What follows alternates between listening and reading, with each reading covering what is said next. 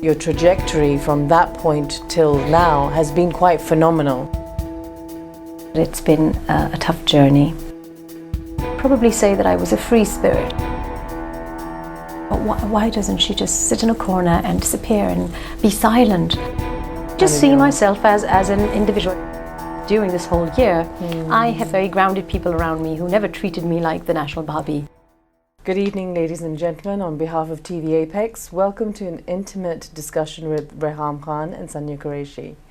Reham, thank you so much for joining us this evening. I know you've been on an incredibly busy schedule, and to say that the last year has been a roller coaster would be an understatement. I wanted to really get a personal view on who you are and what makes you tick. We hear a lot and read a lot in the tabloids, and it's not always flattering. And as a fellow Pakistani and as a woman, it's not always something that one wants to read about another woman in the media. We haven't really had any clear insights on who you are and what makes you tick. So you've had quite a journey. So if you could elaborate on some of the sort of starting points of that, from very much from Britain to Pakistan, what does that look like in the more recent times? Yes, indeed. To call it a roller coaster would be an understatement, and it's a cliche, but I never understood it. But actually, it's not only been last year, it's been all of my life, and I've seen extremes of everything, and a lot of people have been very supportive and sympathetic.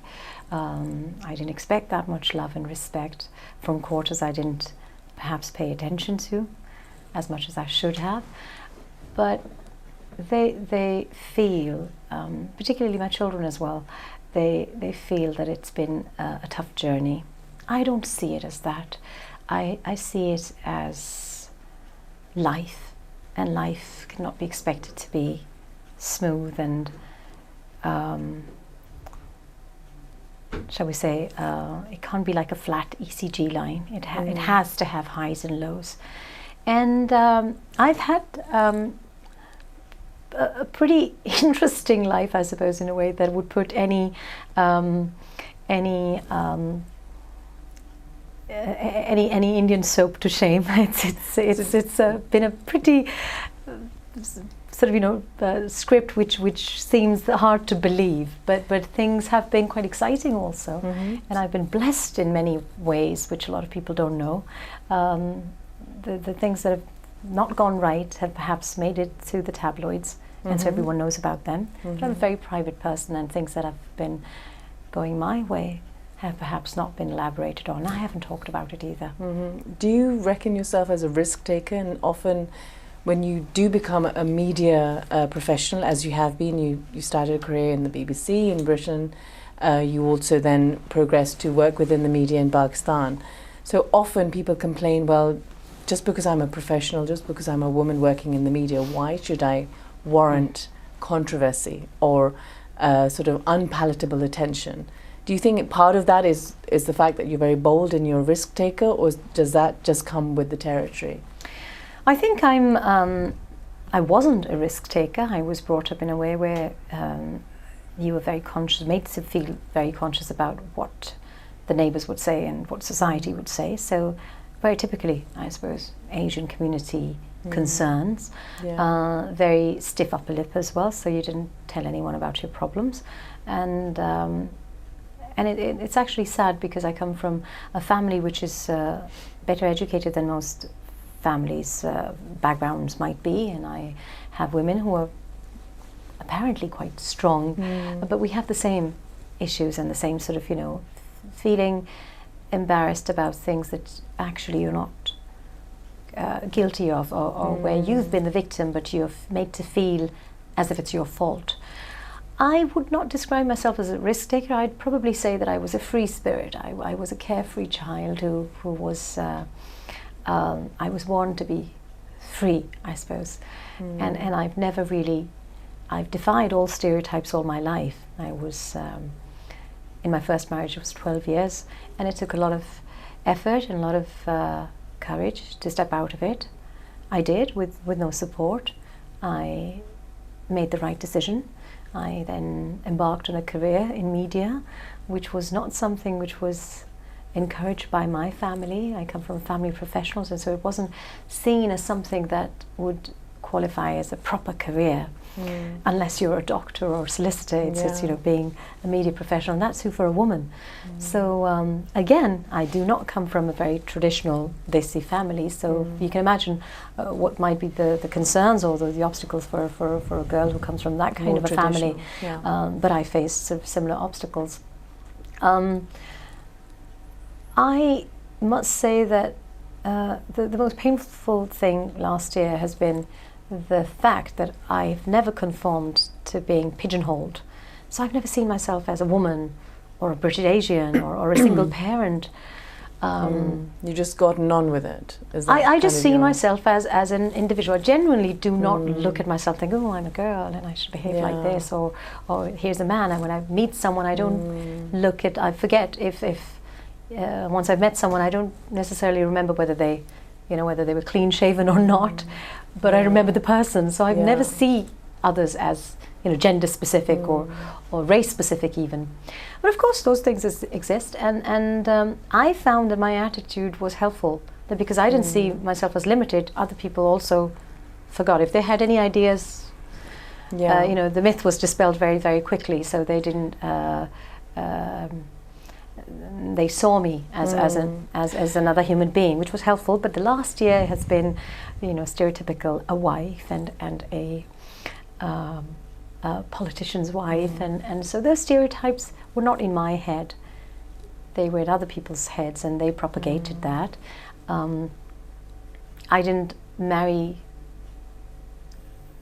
a party or a political leader or a celebrity, and in fact that was the one thing that was the least attractive about the prospect. But don't you feel that's a little bit of a naive, very naive view of life if you are sort of stepping into the big bad world and one which is very politically fraught, and then the key players within that game are very much part of your day-to-day life? It is a bit naive to feel, well, I can detach myself from that, and I am insular from that.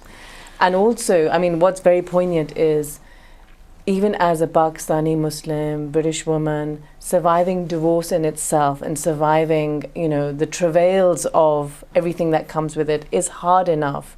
But then to step into a very public world and a public arena and expecting not to have to be part of that stereotype.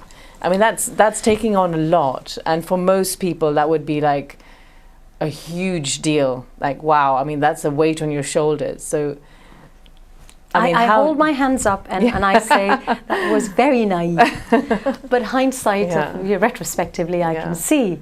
And in my defense, that was the first thing that I said to him. I said, you have IK status.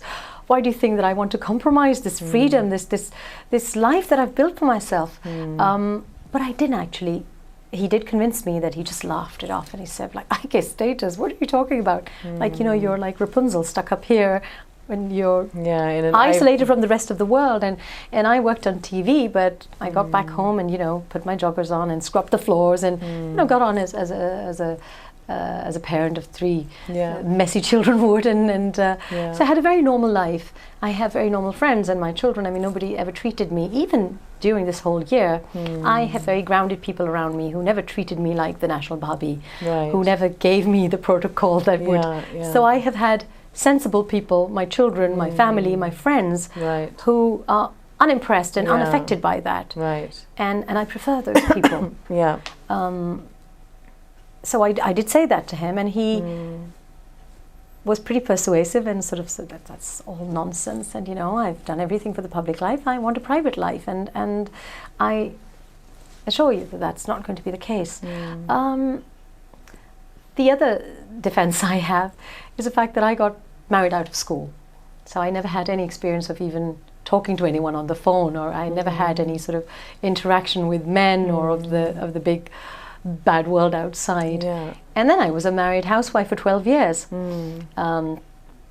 with very limited interaction, no friends of my own, cut off from my own family, and a very sheltered life in the sense that when I left, when I filed for divorce in 2005, I I remember that I didn't really know how to write a checkout properly, and so I didn't have any experience. Any growth that has been was then from there on. Right. But again, that was very limited to a work situation and then a mother. My experience was that. But looking back, one would say that your trajectory from that point till now has been quite phenomenal. But you've raised 3 kids, in a professional capacity, you've worked and as a in mother. journalism, you've moved up Not the perhaps in media ladder, relationships. possibly, but Yes. I mean, those challenges withstanding, and then you moved with a career in media in Pakistan. So that's quite a phenomenal journey. And for most women, whether single parent or not, that is quite a challenging journey that you've taken on. And, most people would shy away from that alone. Then beyond that, you've also now had a taste of the political life, withstanding who you're with or not with. So, you have been seen as a viable entity in that arena, where now, in the 21st century, in 2015, you do see more and more female players in say, Pakistani political sort of arena. Even in British politics, you see a good and a growing representation of British Pakistani women in politics. So having had that taste, having had all the challenges and the quite amazing journey you've had, your personal journey, do you think that's going to deter you? I mean, are you going to be pushing more ahead? Is there more to come for Reham Khan? Oh, definitely. I think life is just beginning, because I am far more motivated now, and feel far more. Any social activism that was in me is now completely sort of been revived and re-energized by the things that have been said following a divorce, following something very painful and very personal. And so there's that one thing that I'm going through, and then I've had to deal with the attacks, with the allegations. So that makes me more, I suppose, passionate. And coming back to sort of the relationship thing, I think everyone cannot be expected to have all sorts of skill sets. So I just translate it into that I'm perhaps not very good at personal, shall we say that I really did think, or maybe I'm an idealist, that I really thought that I wanted a real marriage, and I wouldn't compromise for anything less than that. I only go for real relationships in life. I've always, I can't live anything which is not completely honest or a complete lie. So I mean, if I call you a friend, that means that I won't take that risk, but if I do, then I go all out for you. That's just me. And so a lot of times, I mean, even Khan sort of said to me a couple of times, your idealism is up here.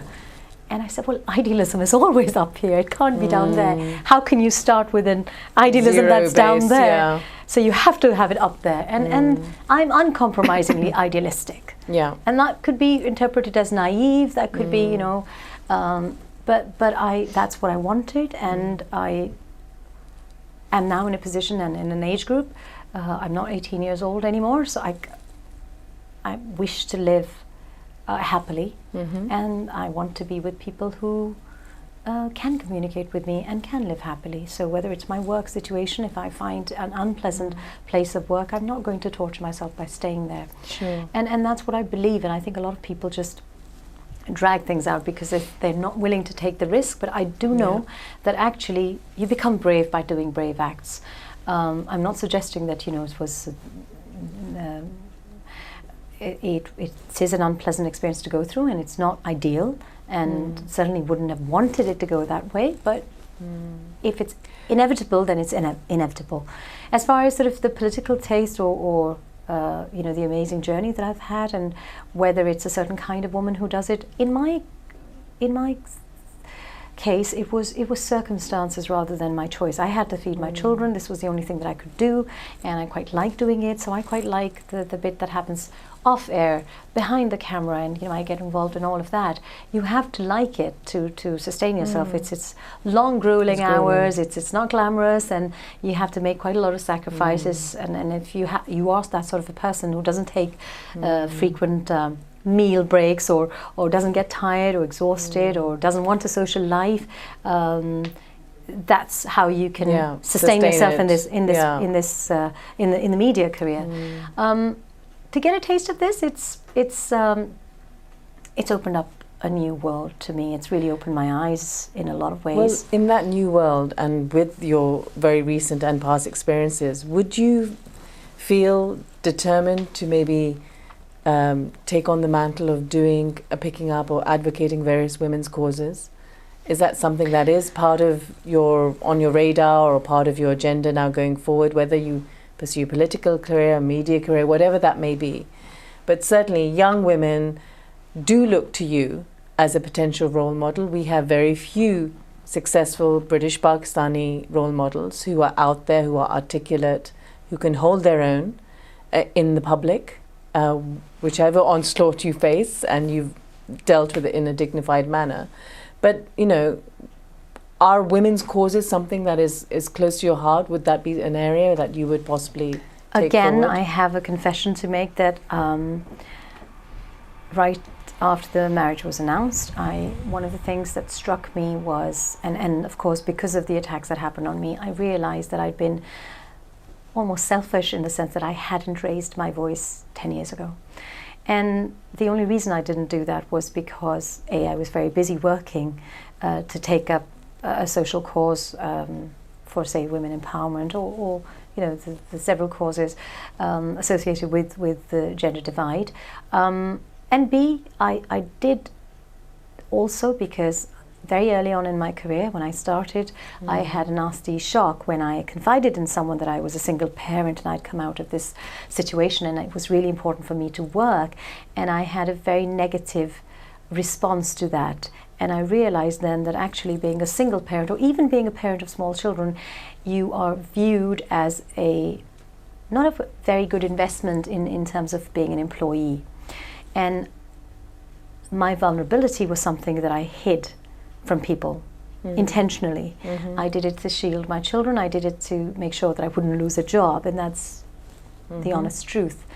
And I regret the fact that perhaps I should have raised my voice a lot earlier than that, and that someone like me who'd gone through those experiences, I did help unofficially, so with people, women with who were going into refuge or who needed legal advice. I did quietly, but I didn't campaign for it. I wasn't an ambassador. I focused on children's issues, which are obviously dear to me. But that it has made me think that I should have done that, and I was perfectly placed to do that. And everything that's happened to me, I keep stressing now as well. People are saying, why doesn't she, why doesn't she just sit in a corner and disappear and be silent? But I feel like in our communities, when a woman reports or wants to go through a rape, for example, she is told by the family to be silent, yes. To hide it, brush it under the carpet, because it will bring shame to the family. And it's almost similar. So if I feel strongly about something, and if people are attacking me, why is it dignified for me to be quiet? It isn't okay for someone to smear me and my children and defame me and malign me, but it is okay for them to expect me not to defend myself. Not to respond. Is that justice? And I think that's the fine line where the public needs to be aware. If there is defamation, if there are attacks, and certainly on a woman, and certainly on anyone vulnerable, and certainly where children are involved, there needs to be a concerted effort to respond to. And I think that allowance is just somewhat in our culture less and less, especially where the female voice is concerned, which is why I raised it, because the female voice seems to be quieter and quieter. And where you do raise your voice against something, you're either shot down or you're told to be, you're put in your place. Well, it's very easy for a woman to, if you have a problem with a woman, you either shoot her or you shut her up. Yeah. And shutting her up is a far more convenient, easier, softer method to achieve bigger things. And that's wrong. It's very easy in our culture to blackmail and bully a woman into submission, into making sure that she is silent, because it's very easy to have a mud smearing campaign against her. Anybody can say anything about you, and people in media, women in media, you'll sit with a couple of people and I won't be interested in the gossip, and they'll say, things about women that I don't even know. Why do I need to know? But there is this freaky interest and sort of showmanship, voyeurism even, of trying to promote scandals, even if they were true. But it's none of anyone's business, even if they were true. But it's very easy to smear mud, to make accusations, and then you see the problem with particularly Asian community and the media has a huge responsibility. And I do not only hold Pakistani media, but also media in the UK, for example, I was going to tabloids. say that we're far behind. No far behind. Sensationalist gossip, sort of tabloids are rife here. And it's a very irresponsible, and it's a very irresponsible way of reporting, of positioning people. And I am saying this especially not just because of your particular case, but as a community even within Britain, the Muslim Pakistani community is constantly branded as, you know, the axis of evil has risen from, you know, all things Pakistani or Muslim. And this is out and out defamation. Yet it's freedom of speech. And, you know, in Pakistan, they take it to another level of smear. But there has got to be a sense of responsibility taking in this. There has to be a sense of responsibility, and it's why, you know, even at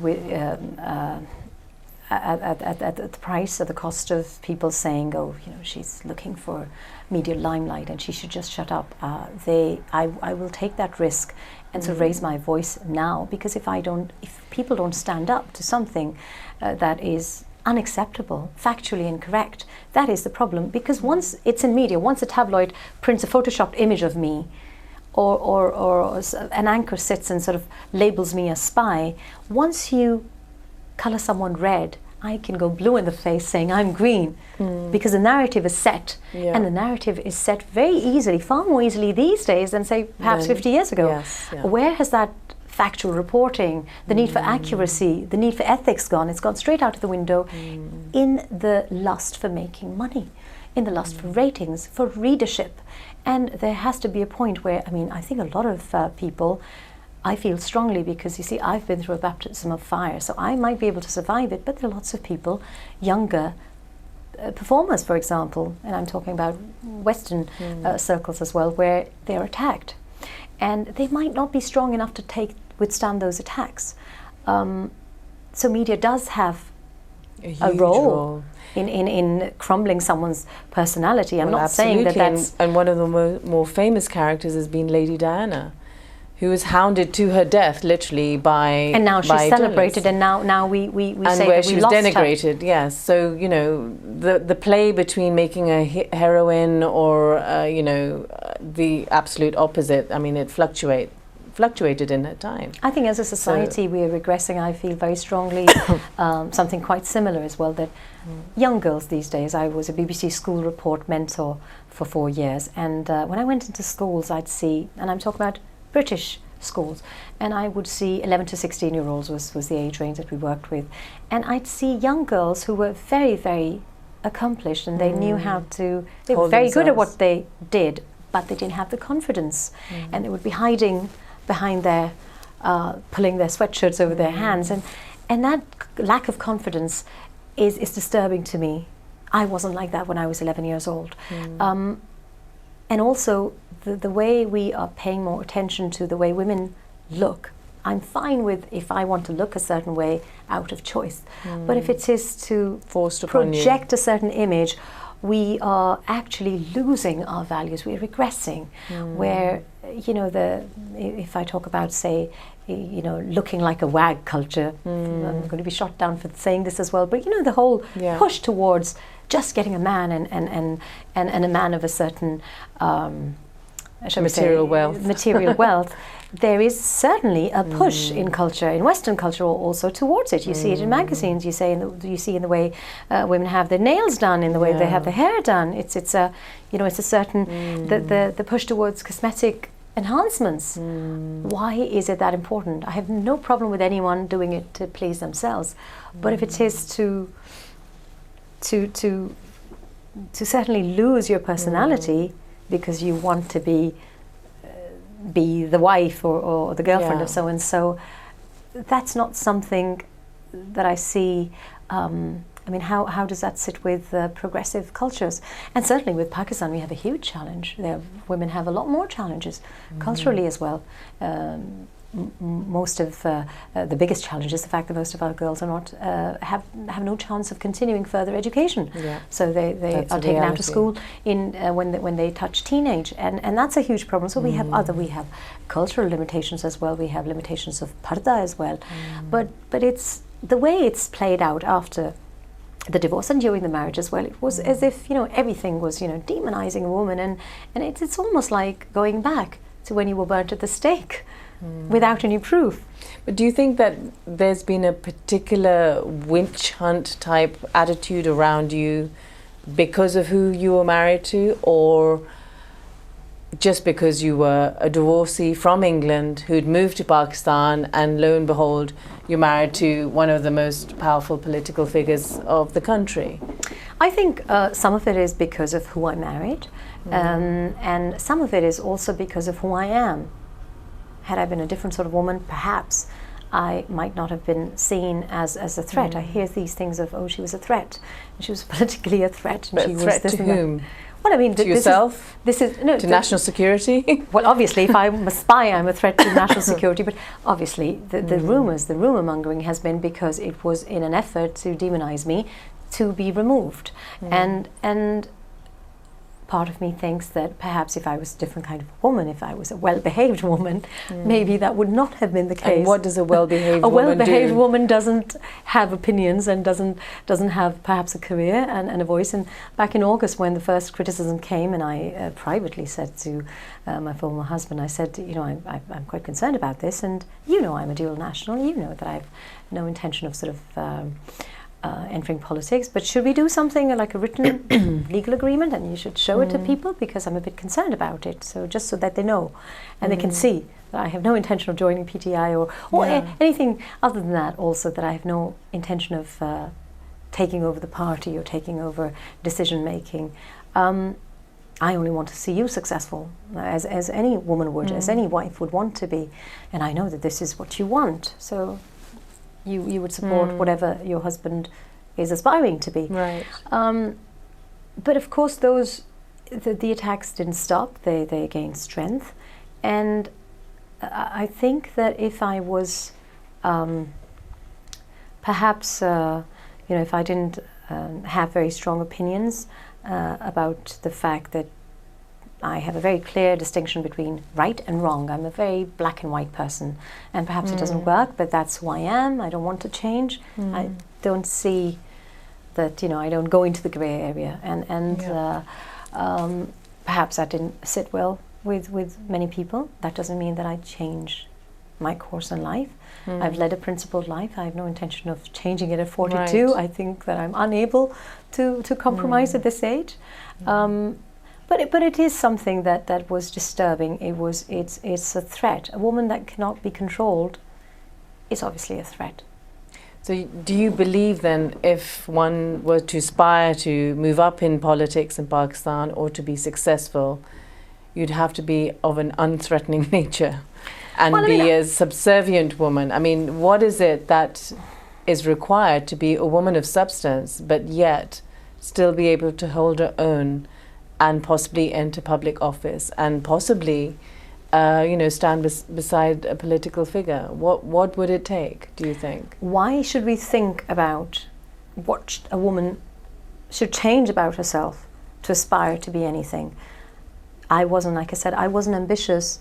I didn't enter media because I wanted to be on TV. I did it because that was a way of putting the bread on the table. And even if I was ambitious, say for example, if I had political interests or I was ambitious in other ways, why is it such a stigma for a woman to be ambitious? When we see a man who's ambitious, we say, he's a strong man, he's a brave man, he's a go-getter, he gets things done and he's a brave person. But that doesn't translate as a quality in a woman. No. In fact, you have derogatory words for that. If a woman is ambitious, you will have certain derogatory statements. She is described as a certain character, and that so why should a woman change? There's nothing wrong in being ambitious. There's nothing wrong in being principled.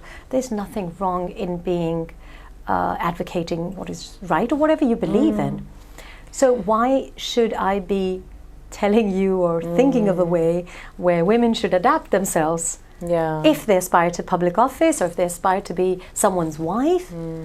On the contrary, I think that there needs to be space, there needs to be this awareness that actually a woman has rights as much as a man does, and she can have a mind of her own, and if she has a mind of her own, she's not necessarily a witch or a demon. Which is remarkable for Pakistan, which was the country that produced the first Muslim Prime Minister, female Prime Minister of the world.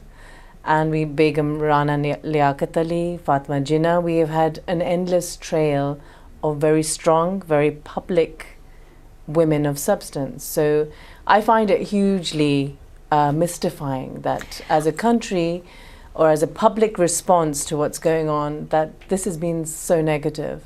But I think it's somewhat disappointing as well. It is, and this is what I mentioned in August after all the criticism. I wrote an article for Newsweek Pakistan, and I said that, you know, you talk about change, and isn't it refreshing change that you have someone who could potentially be, or people see her as a potential first lady, or even as a wife of a leading political leader, who's a tax-paying working woman, who is a divorced mother of 3, and that it's a refreshing thing for Pakistan that we are that progressive, we are a modern couple. Are we ready for it?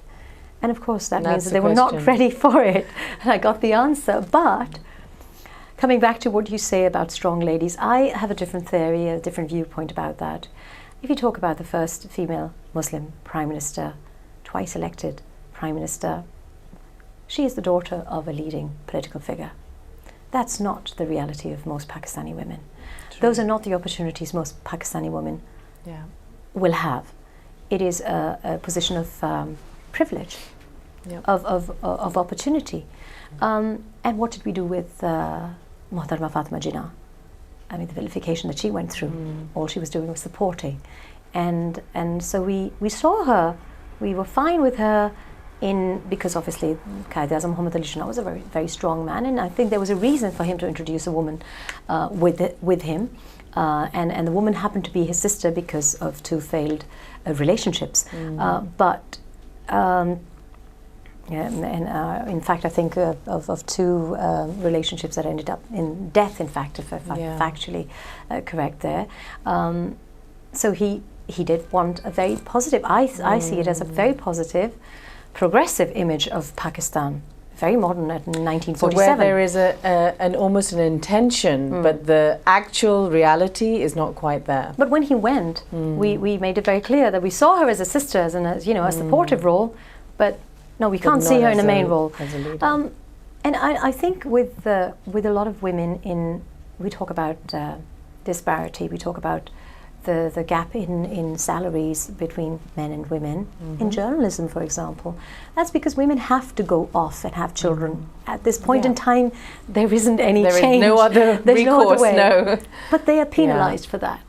They're very good, committed workers, because they will go off and have children. For them to return to work to the same, they've already had that gap. They've already had that, they've drifted further down the ladder. But they're not supported.